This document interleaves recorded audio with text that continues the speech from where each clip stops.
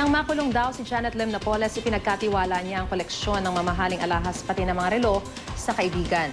Ang mga alahas nakasisilaw hindi lang dahil sa mga brilyante nito, kundi pati na rin sa milyon-milyong pisong halaga ng koleksyon. Balitang hatid ni Susan Enriquez, exclusive.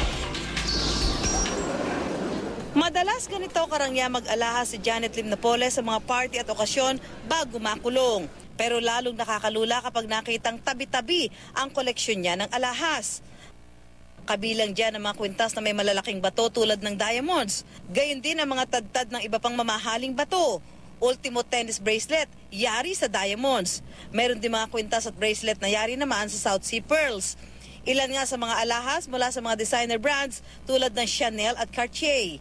Meron pa nga kwintas na may tag price na tumataginting na 2.3 million pesos. Makalaglag pa nga rin ang mahigit 30 mamahaling relo na kabilang sa mga brand ay Cartier, Rolex, Hublot, Hermes at Louis Vuitton.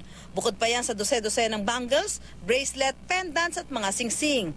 Ipinapalagay mang hindi kasing mahal ang nakumpiskang alahas mula sa mga Marcos, mailalarawan pa rin itong imeldific o kalabisan. Milyong-milyong piso raw ang presyo ng isang terno pa lang nito, ayon sa dating tauhan ni Napoles na siya ring nagbigay ng mga litrato.